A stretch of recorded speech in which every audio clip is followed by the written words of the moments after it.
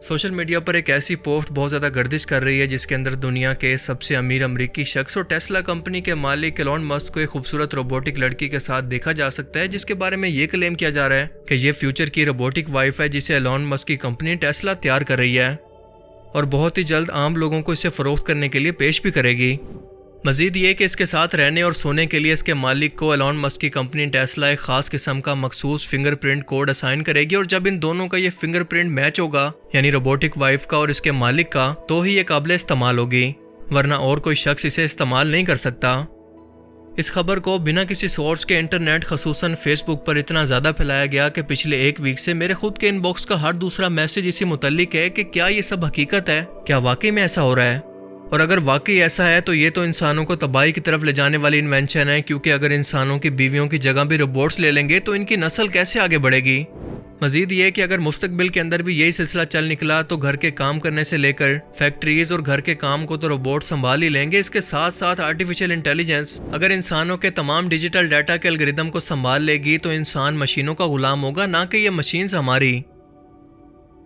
इससे पहले कि हम इस रोबोटिक वाइफ की हकीकत को जानें जिनकी मुख्तलिफ टाइप्स के साथ एलोन मस्क को डांस करते और इसको किस करते देखा जा सकता है, ये सच है कि एलोन मस्क को रोबोटिक और आर्टिफिशियल इंटेलिजेंस के अंदर खास किस्म की दिलचस्पी है। इसके मुताबिक इंसानों का मुस्तकबिल भी यही है और यही वजह है कि टेस्ला को ड्राइवरलेस बनाया गया है। और कुछ ही अर्सा पहले 2021 के अंदर टेस्ला ने अपने ऑप्टिमस रोबोट को दुनिया के सामने इंट्रोड्यूस करवाया, जो कि अभी तक डेवलपमेंट के मराइल के अंदर है। लेकिन वो अलग बात है कि टेस्ला ने जब AI डे के मौके पर इसे ऑडियंस के सामने इंट्रोड्यूस करवाया तो ये किसी बूढ़े बुजुर्ग की तरह चलकर कदम उठा रहा था और इसे देखकर ऐसा लगता था कि ये कोई बच्चों का खिलौना है या एक बूढ़ा बीमार रोबोट। ह्यूमनॉइड रोबोट यानी इंसानों की तरह दिखने वाले रोबोट दुनिया भर की और बहुत सारी कंपनीज पहले ही बना रही हैं और वो काफ़ी हद तक एडवांस भी हैं। मसलन बोस्टन डायनामिक्स का अटलस रोबोट जो कि साइज के अंदर काफ़ी छोटा मगर काफ़ी हद तक एडवांस है, जैसा कि आप वीडियो में देख सकते हैं।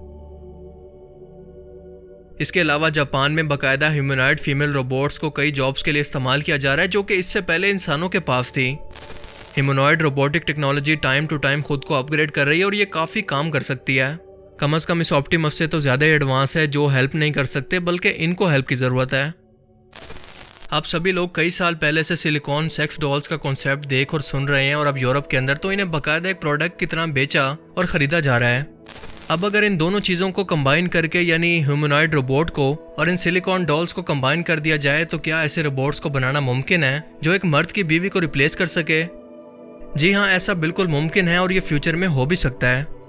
मगर जहाँ तक एलोन मस्क के इस रोबोट की बात है तो अब तक टेस्ला की तरफ से इसका कोई बाकायदा ऐलान सामने नहीं आया और ऑब्वियस सी बात है कि जब वो ऑप्टिमस जैसे बीमार रोबोट को बाकायदा एक इवेंट के अंदर दुनिया के सामने इंट्रोड्यूस करवा रहे हैं तो इतनी बड़ी इन्वेंशन को इंट्रोड्यूस करवाने से पहले एक मेगा इवेंट तो होना चाहिए था, क्योंकि इस फीमेल ह्यूमनॉइड रोबोट के बारे में ऐसे ऐसे क्लेम किए गए हैं जो कि इससे पहले किसी भी ह्यूमनॉइड रोबोट के बारे में नहीं किए गए। मिसाल के तौर पर इसे एनर्जी की ज़रूरत नहीं बल्कि ये सोलर एनर्जी को इस्तेमाल कर सकती है। इसमें सेंसर मौजूद हैं जो कि जज्बात को, फीलिंग्स को भी महसूस कर सकते हैं कि कब इंसान खुश है, कब सैड है, कब इमोशनल, जो सिर्फ इंसानों की खासियत है ना कि रोबोट्स की। और इसकी कीमत $30,000 से लेकर $80,000 तक होगी। पर इस इवेंट की ना तो हमें कोई एडवर्टाइजमेंट देखने को मिली, ना कोई न्यूज़ अपडेट, ना ही किसी आर्टिकल के अंदर इसका जिक्र किया गया और ना ही एलोन मस्क ने इसका खुद जिक्र किया।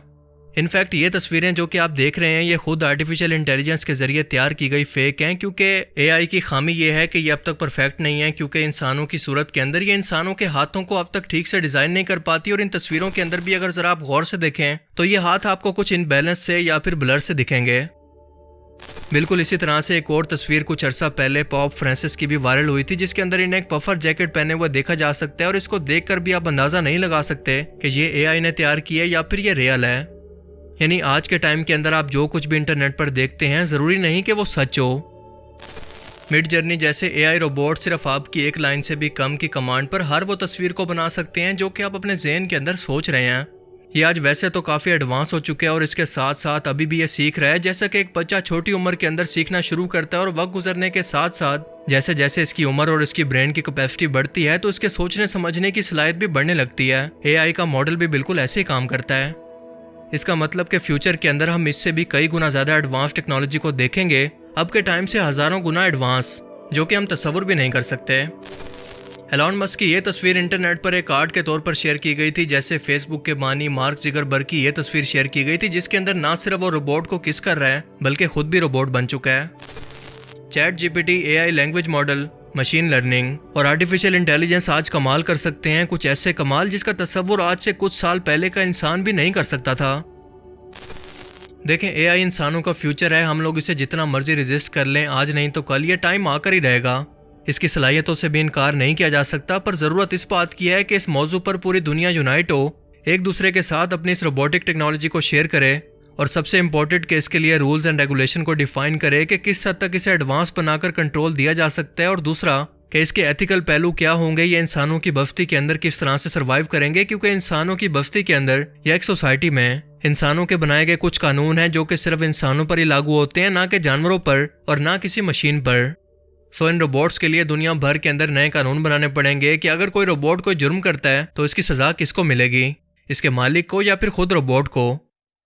क्या इनका इस्तेमाल मिलिट्री के अंदर बेगुनाह लोगों को मारने के लिए तो नहीं होगा? क्या ये लोगों की जासूसी तो नहीं करेंगे? इंसानों की प्राइवेसी का क्या होगा?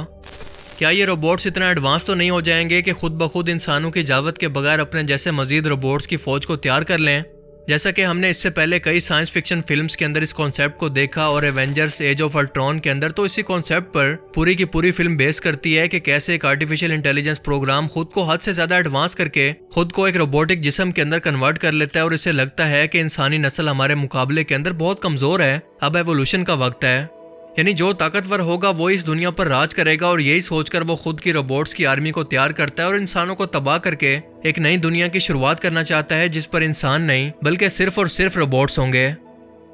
अब इस साइंस फिक्शन फिल्म के अंदर तो इन रोबोट से लड़ने के लिए सुपर हीरोज मौजूद थे, लेकिन आने वाले वक्त के अंदर हकीकत में इंसानों को इस बारे में मिल बैठकर सोचना होगा, जैसे न्यूक्लियर हथियारों को लेकर कानून बनाए गए और इनका गलत इस्तेमाल या गलत हाथों तक पहुंचना सिर्फ एक मुल्क की नहीं बल्कि पूरी दुनिया की तबाही है।